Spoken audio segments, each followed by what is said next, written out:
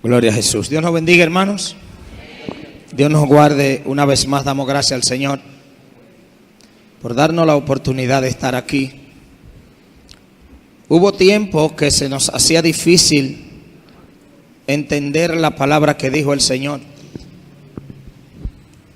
¿Hallará el Hijo del Hombre fe en la tierra cuando Él vuelva?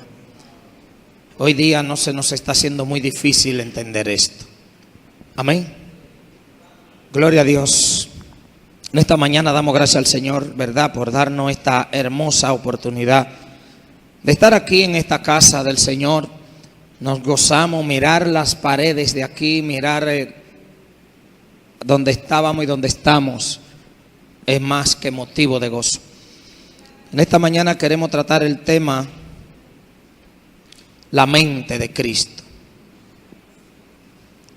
Vamos a buscar en nuestras Biblias el libro de Corintios, 1 Corintios capítulo 2. 1 de Corintios capítulo 2. Vamos a buscar en nuestras Biblias el tema que tenemos para hoy, la mente de Cristo. Y está en 1 Corintios capítulo 2. 2 Corintios, 1 Corintios capítulo 2, versos 6 en adelante. Hoy vamos a estar basado ahí. El escritor y pastor Charles Starling dijo en una ocasión, en uno de sus mensajes: el hombre de hoy puede unir todos los dispositivos electrónicos, todos lo que ha creado, y ninguno de ellos podría igualarlo a la capacidad que tiene la mente humana. Nosotros decimos que la computadora es lo más parecido a la mente del ser humano, pero no hay dispositivo, y hoy usamos celulares inteligentes, computador, cuántas cosas. Un chip tiene cuántas informaciones. Nada de esto, dice Charles Starling, puede compararse con la capacidad que tiene la mente humana.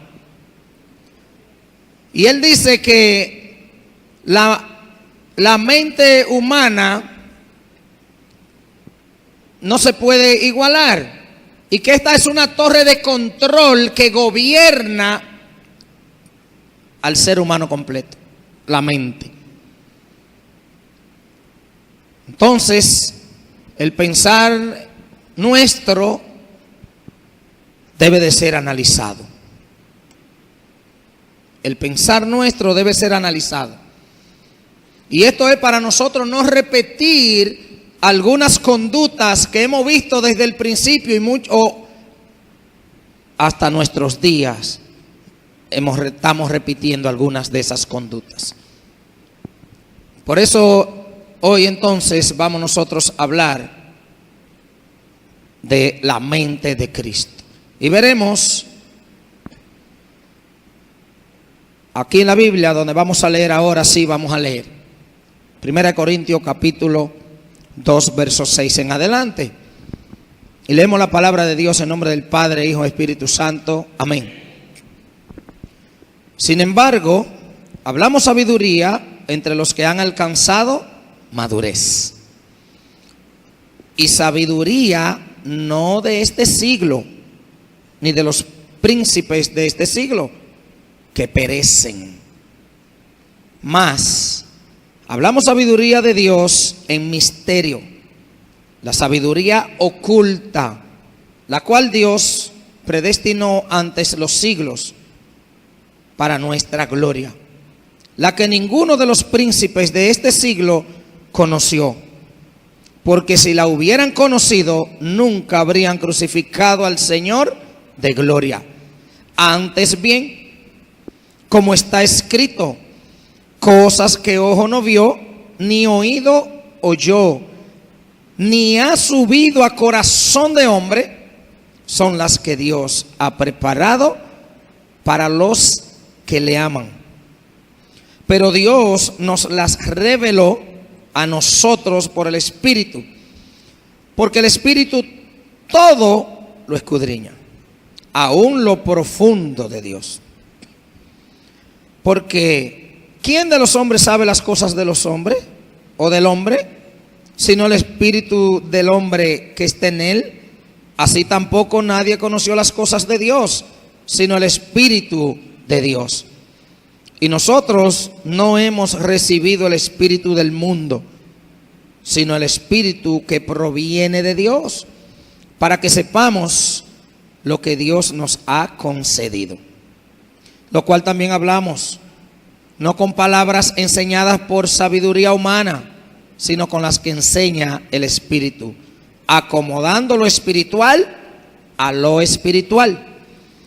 Pero el hombre natural no percibe las cosas que son del Espíritu de Dios, porque para él son locura, y no las puede entender, porque se han de discernir espiritualmente.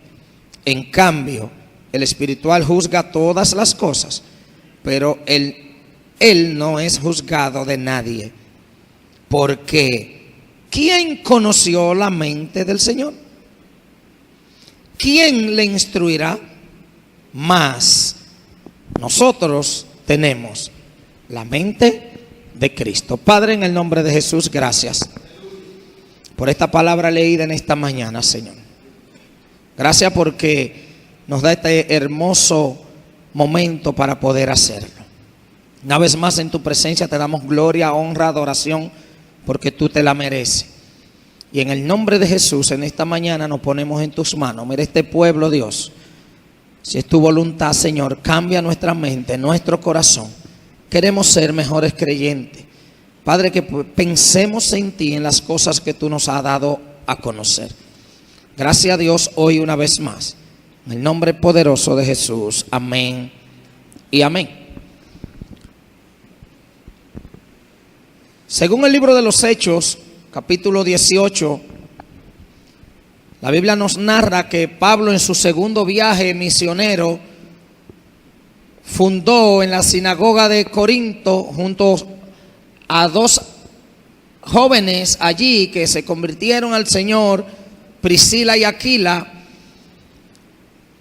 Se fundó la primera iglesia en Corinto. Y allí muchos creyeron a la palabra del Señor traída por Pablo. En la sinagoga, incluyendo, dice la Biblia, el libro de los Hechos, capítulo 18, verso 8, el principal de la sinagoga entregó su vida al Señor y muchos entregaron su vida al Señor allí.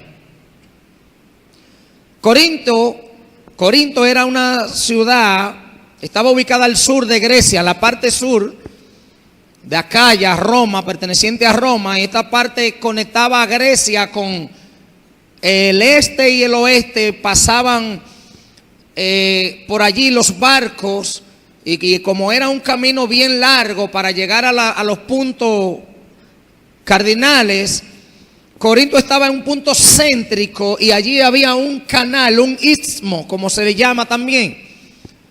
O como hoy tenemos uno en el canal de Panamá, que las embarcaciones vienen aquí, se quedan ahí y después siguen su rumbo. Así pasaba en esta ciudad. Y el camino era muy peligroso y largo, y esta era una de las razones. Pero allí se celebraban juegos deportivos, muchos juegos deportivos, y el más valioso de esto que se hacían en aquel entonces, los Juegos Olímpicos, que todavía hoy nosotros vemos que se celebran en diferentes países. Esto traía muchas culturas diferentes de la gente que se quedaba en aquel lugar de pasada, pero traía sus religiones paganas también, y allí se quedaban con ellos y hacían cultos a sus dioses también. Había mucho tráfico de personas en aquel lugar. Pero Corinto así se volvió una población corrupta moralmente. Tanto así que era un desenfreno, una depravación moral total que había en aquella ciudad. Tanto que el nombre corintianizar Era denominado en el entonces como inmoralidad descarriada, embriaguez desenfrenada. Esto significaba en el entonces el nombre Corinto, o decir que alguien era de ahí. O el que decía que iba para ese lugar, se entendía que iba a celebrar o a despravarse. Y allí Corinto tenía una parte alta donde tenía una acrópolis, un templo enorme, grandísimo, dedicado a la diosa del amor. Y allí se reunían todas las gentes, el templo ya dedicado a Afrodita, la diosa del amor, como le llaman. Y allí habían unas 1000 mujeres supuestamente sacerdotisas que vivían allí, se dedicaban y bajaban a ofrecer su servicio a aquella población en la noche. Lamentablemente era el contexto, en este entorno nace la iglesia de Corinto. Llega Pablo y predica el evangelio, allí se convierte un gran número de hermanos, de judíos. En este entorno sale la iglesia, crece la iglesia. Y Pablo, cuando le escribe entonces a los corintios, a los ciudadanos de Corinto, que eran los corintios, por eso la palabra corintios, el gentilicio, como decimos, nosotros somos dominicanos porque somos de Dominicana. Y a los corintios, Pablo se cree que estaba en Éfeso cuando le escribió a los corintios. Y porque le llegó la noticia desagradable. Llegó una noticia que a Pablo le fue de mucho dolor. Es lamentable que algunos de estos cristianos salieron de ese entorno, y después de haber conocido alrededor de 3 años después, se estaban involucrando en las mismas cosas. Seguían pensando igual. Su razonamiento volvió atrás, y por eso vemos que en 1 Corintios capítulo 1, cómo Pablo comienza a escribirle. A algunos no tenemos a ciencia cierta cómo le llegó la noticia a Pablo de lo que estaba pasando en la iglesia de Corinto. Algunos dicen que le había sido enviada una carta, el cual no se ha podido encontrar, que fue desaparecida, por el contexto como él comienza a hablarle la palabra que se dirige en 1 Corintios 1:1, donde él se dirige a ellos como los santificados. El verso 2, capítulo 1, verso 2, los santificados en Cristo. Le da el saludo que ellos acostumbraban. El verso 3, gracia y paz a vosotros de Dios, le dice Pablo. Pero en el verso 1:10, él les ruega a ellos que no haya en ellos divisiones, porque había divisiones entre ellos en el capítulo 1, del verso 10 en adelante hasta el 13, donde existía una división entre los creyentes de la iglesia de Corinto. Unos decían que era de Pablo, otros decían que eran de Cefa, otros decían que eran de Apolo, y existía esta división entre ellos. Y Pablo le escribe y le dice: ¿pero acaso fue Pablo crucificado? ¿Acaso fue Cefa? ¿Fue Apolo? Y él le dice,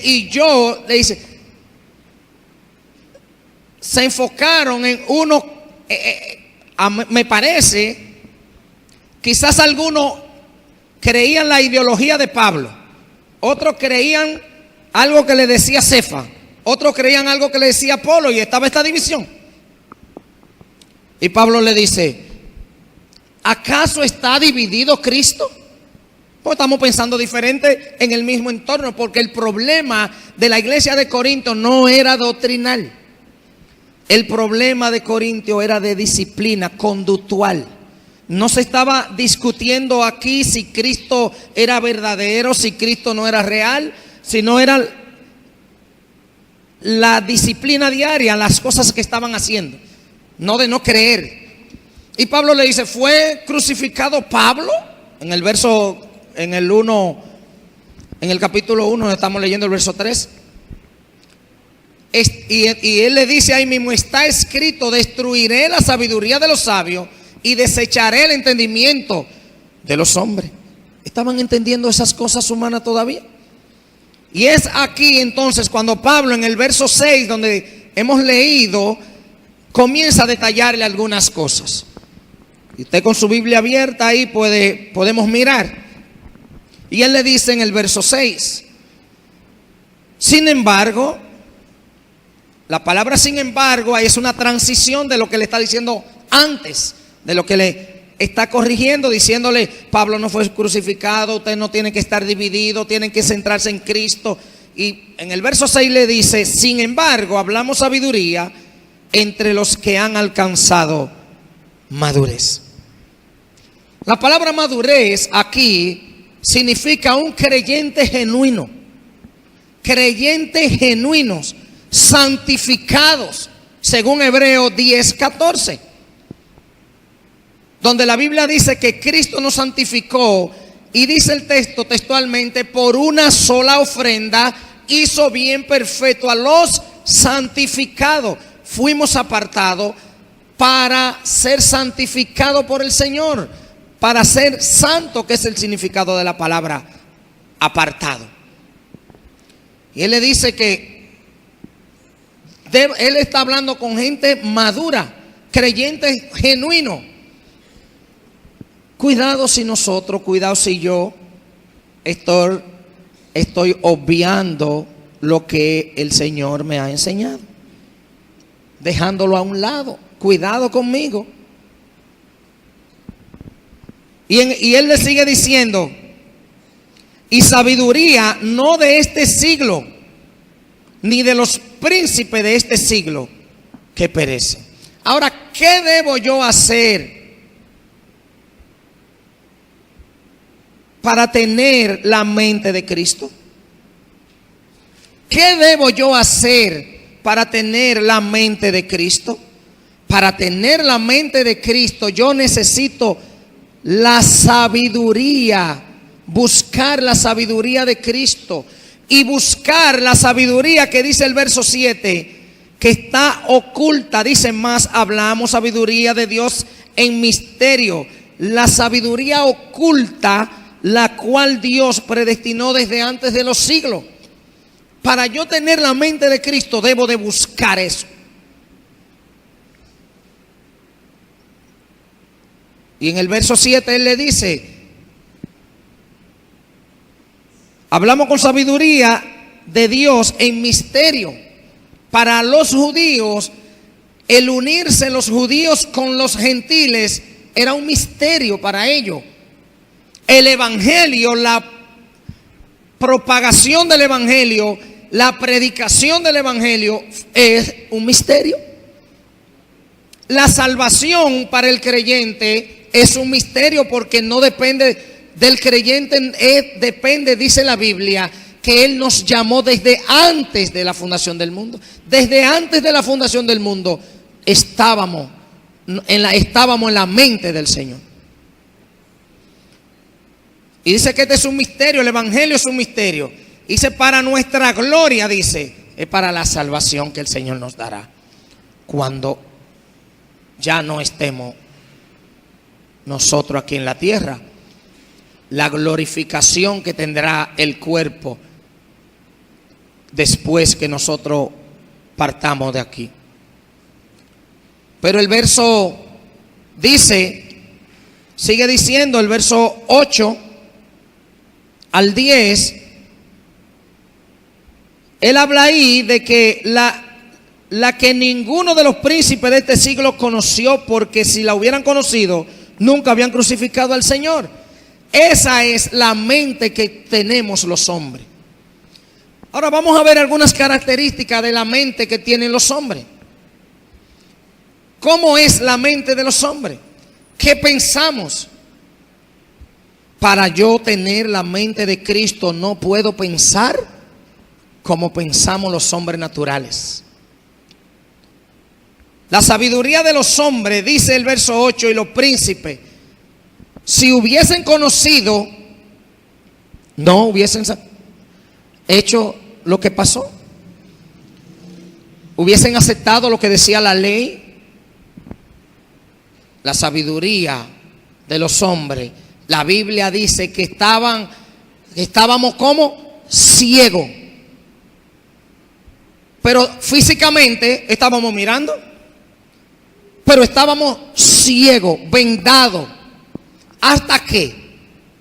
Hasta que resplandeció. Porque la Biblia dice que el enemigo tiene al hombre cegado para que no le resplandezca la luz del evangelio. Porque lo único que cambia la sabiduría de nosotros los hombres es el evangelio. Es la luz de la predicación de la palabra. Esto es lo que cambia la mente de los hombres. Y así pensamos los seres humanos. Hay que ver cómo nosotros entonces como creyentes estamos pensando. Y el verso 9 entonces nos habla de la sabiduría revelada. El verso 9 dice: antes bien, como está escrito, cosas que ojo no vio, ni oído yo, ni aún han subido en corazón de hombre, son las que Dios ha preparado para los que le aman. Pero Dios, dice el verso 10, nos las reveló a nosotros por el Espíritu. ¿A quién ha sido revelada esta verdad? ¿Qué estamos haciendo con la verdad que ha sido revelada en mí? ¿Estamos pensando como creyentes o estamos pensando como hombres normales? Como éramos antes, como estaban los corintios. ¿Cómo piensan los príncipes de la tierra? Hay veces que nosotros imitamos esos pensamientos, ¿usted sabía? Debemos de cuidarnos de imitar esos pensamientos. La sabiduría de lo alto es revelada. La sabiduría que es revelada es la que Dios ha preparado para el creyente. La verdad de Dios no se descubre por percepción humana. Pero yo como que veo que sí, que está bien. ¿Se ve bien? No, pero eso no se ve que es mal. Cosas que antes, y posiblemente que la Biblia lo tiene como prohibición para nosotros, hoy día, ¿sabe qué dice la percepción humana mía? Pastor, no, pero eso está bien. Eso era antes. Eso no es nada. Y nuestra mente, en vez de crecer de día en día, como dice la Biblia, nos estamos atrasando espiritualmente, donde hemos sido llamados ¿a qué? A crecer en el Señor hasta alcanzar una estatura que se nos ha sido marcada. Y esta sabiduría, entonces este conocimiento es a través del Espíritu Santo, dice el verso 10, nos ha sido revelada porque el Espíritu todo lo escudriña. Alguien dijo: el Espíritu es el único que califica para revelar la verdad salvadora. ¿Sabe por qué? Porque Él es el mismo Dios.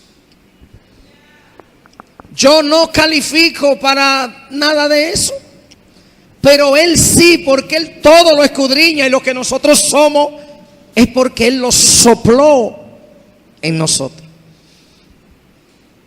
Y ese Espíritu del Señor es que nos revela. ¿A quién dice Pablo? A los creyentes. Y cosas que ojo no vio ni oyó están preparadas para el Señor revelárnoslas a nosotros. Dice el texto que hemos leído: el único que califica para revelarnos es el Espíritu Santo, a través de la comunión que usted y yo tengamos con Él. Amén. Pero para yo tener la mente de Cristo, debo de pensar como Cristo. Y a veces podría ser que esto como que suene medio, como muy separado. Yo como humano, de que pensar como alguien tan perfecto. Pero en el verso 13, donde estamos leyendo, Él dice, lo cual también hablamos. Vamos a leer el 12. Y nosotros no hemos recibido el espíritu del mundo. No es ese el espíritu del mundo. No hemos recibido el espíritu del mundo, sino el espíritu que proviene de Dios, para que sepamos lo que Dios nos ha concedido. Lo cual también hablamos, no con palabras enseñadas por sabiduría humana, sino con la enseñada, con las que enseña el Espíritu, acomodando lo espiritual a lo espiritual. Nada espiritual va a acomodar algo humano, carnal, pensamientos humanos. Lo espiritual nos acomoda a lo espiritual para acercarnos más al Señor. En cuanto más buscamos al Señor, más nos acercamos entonces a Él. Y eso es lo que dice el verso 13. ¿Y a través de qué nos enseña, nos revela el Señor esas cosas? A través de su palabra. El Cristo nos la enseña. Segunda de Timoteo 3:16. ¿Para qué? ¿Y por qué la palabra que nos enseña? Porque ella dice, toda la escritura es inspirada por Dios. ¿Para qué? Porque la palabra es útil para enseñar, para redarguir, para corregir y para instruirnos en justicia, para que nuestra conducta, le dice Pablo en el libro de Timoteo, sea casta, y que con esa conducta nosotros hablamos.